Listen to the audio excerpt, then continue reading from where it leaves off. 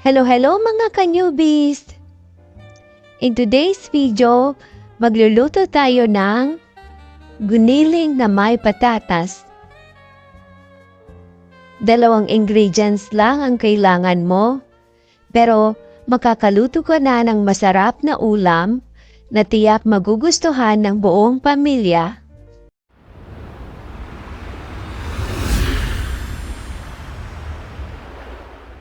Sa mainit na kawali naglagay na ako ng mantika, pagkatapos ay ginisa ko ang bawang.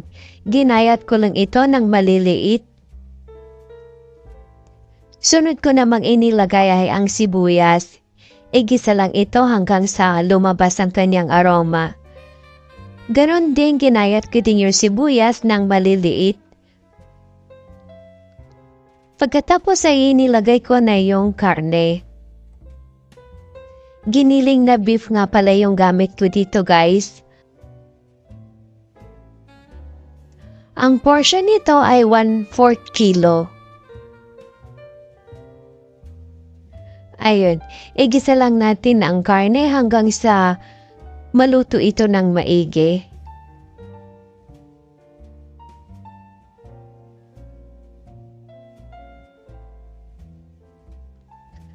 Ayan, pag golden brown na ang ating karne at lumalabas na yung sarili niyang mantika, pwede na nating ilagay ang patatas. 2 pirasong halong pala ng patatas ang ginamit ko dito. Hiniwa ko lang siya ng maliliit para mas madali siyang maluto.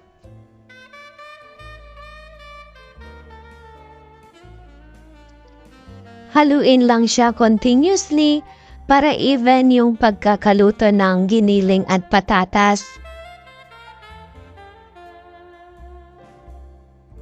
Lutuin natin siya hanggang sa mag-change color na yung patatas natin. Pagkatapos ay tinimplahan ko siya ng tomato sauce, oyster sauce, naglagay din ako ng paminta, chili powder,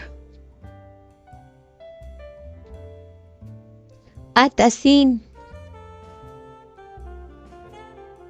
Naglagay din ako dito ng tomato paste. Haluin lang siya hanggang sa mag-well combine lahat ng pampalasa na nilagay natin sa giniling at patatas.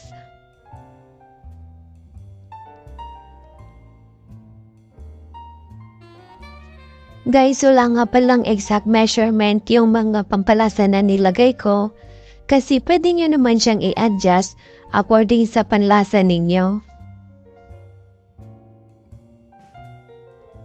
Ayun, pag nag-iba na yung kulay ng patatas natin, maglagay tayo ng tubig. Haluin lang siya ng bahagya. Pagkatapos ay takpan natin siya at isimmer for about 5 minutes. After 5 minutes, haluin mo lang siya at luto na ang ating giniling with patatas. O diba, mabilis lang siyang i-prepare at lutuin. Sa 2 ingredients, may masarap na ulam ka na. Sana'y nagustuhan nyo ang recipe natin for today. Maraming salamat sa walang sawang pagsubaybay. Paalam! Please subscribe to my channel, like, and hit the bell button for new updates.